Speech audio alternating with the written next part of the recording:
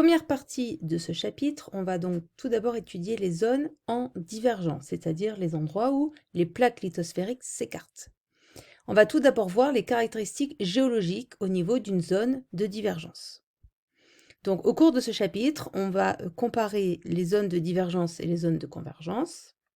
Donc aujourd'hui, dans les deux premières activités, on va s'intéresser à la colonne donc de gauche.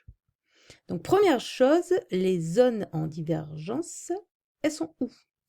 Donc ce sont les frontières vertes. Donc on voit qu'elles sont essentiellement localisées dans les océans Atlantique, Pacifique et Océan Indien, si donc on faisait tourner le globe. Donc si on fait une coupe perpendiculaire à une frontière en divergence, on se rend compte que même si on pourrait croire a priori que si deux plaques s'écartent, ça fait un trou, eh bien non. On voit que à l'endroit de la frontière, il y a un relief positif. Et si donc, à l'aide du logiciel, on mesure ce relief, on se rend compte que ça fait quand même 2500 mètres de hauteur. Donc du coup, c'est une petite montagne. Donc ces montagnes sous-marines localisées au niveau des zones en divergence, c'est ce qu'on appelle des dorsales océaniques. On peut donc commencer à compléter le tableau. Ensuite, quels sont les marqueurs sismiques? Eh bien, on voit que en surface, les séismes sont localisés vraiment sur la frontière en divergence, donc c'est le cas ici ou ici. Et en profondeur, elles sont localisées donc sous la dorsale et elles sont à moins de 100 km de profondeur. Donc, les tremblements de terre sont plutôt superficiels et vraiment localisés au-dessus de la dorsale. Marqueur suivant, les marqueurs thermiques. Donc là, vous avez une carte qui vous représente le flux géothermique, c'est-à-dire la quantité de chaleur qu'on pourrait recevoir si on imaginait qu'on avait des mains de géants qu'on passait au-dessus donc du globe. On se rendrait compte qu'au niveau donc des frontières en divergence, il y a un flux très important, donc un flux positif, un flux de chaleur. Donc ça, c'est ce qui est ressenti à la surface. Et si on regarde ce qu'il y a en profondeur, donc on retrouve notre fameuse image de tomographie sismique, et bien on voit qu'il y a une anomalie négative juste en dessous des dorsales. Donc qui dit anomalie négative dit présence d'un matériel chaud et ductile, anormalement chaud et ductile, je dirais même. Donc comment expliquer ça? Donc on va revenir un petit peu en arrière et en faisant référence à ce qu'on sait. Donc vous avez ici sur cette image, donc en rose la croûte, en vert foncé le manteau lithosphérique et en vert le manteau asténosphérique. Donc on voit que sous la dorsale, que l'on repère donc bien à l'aide des petits séismes, on voit que l'asténosphère est plus haute que dans le reste du globe. Et ça se voit d'autant plus quand on utilise la version 3D du logiciel. Donc on voit très bien, donc là en fait ce qui est blanc c'est l'asténosphère, on voit très bien que la lithosphère s'amincit au niveau de la dorsale. Donc on repère ici la dorsale au tremblement de terre. Donc on voit vraiment qu'il y a un amincissement de la lithosphère à cet endroit-là. Et si on superpose avec la tomographie sismique, eh ben on voit que ça correspond presque parfaitement.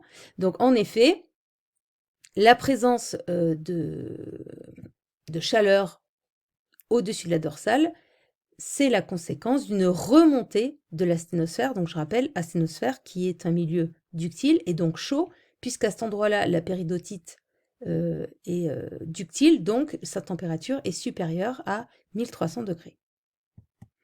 On peut donc compléter le petit tableau en indiquant que donc, le flux géothermique au niveau des zones en divergence est élevé et que c'est dû à une remontée de l'asténosphère sous la dorsale. Dernière partie du tableau, donc les marqueurs pétrographiques, donc quelles sont les roches rencontrées.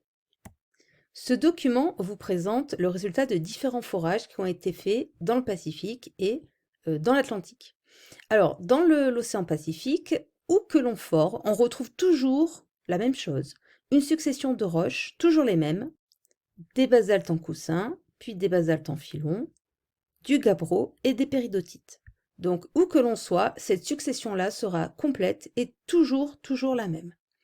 Au contraire, on voit que dans l'océan Atlantique, c'est pas exactement pareil. Donc déjà, il y a des différences selon où a lieu le forage. D'accord? On voit que Ben, des fois, la succession est très courte, voire elle est incomplète, puisque là, il nous manque les basaltes et le gabbro, d'accord? Et les différentes couches peuvent avoir différentes épaisseurs. Donc là, c'est vraiment quelque chose de beaucoup plus hétérogène. On va donc essayer de comprendre pourquoi, quelle est l'origine de cette différence donc de roches rencontrées selon le type de dorsale. On va donc commencer un tableau qui va donc comparer les deux dorsales. Donc là, on a vu que la composition pétrologique était différente. On va essayer d'en expliquer l'origine. Donc, première chose qui peut influencer et qui va influencer cette différence de roches rencontrées, c'est la vitesse des plaques. En effet, on a vu dans le chapitre précédent que les vitesses de plaques pouvaient être étudiées notamment grâce à des détecteurs GPS. Et donc là, je vous rappelle, on est en Islande et donc dans l'Atlantique.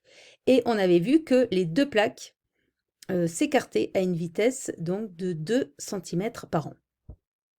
Au contraire, donc là, si on va dans le Pacifique, cette fois, plaque Pacifique et plaque Nazca, donc elles aussi sont en divergence, et on avait calculé que la plaque Nazca s'éloignait, elle, à une vitesse de 6 cm par an. Donc on voit qu'en fait, il y en a une qui est plus rapide que l'autre. Alors vous allez me dire, entre 6 et 2 cm par an, c'est pas énorme, mais on considère qu'en dessous de 5 cm par an, les dorsales sont lentes, et au-dessus, les dorsales sont rapides.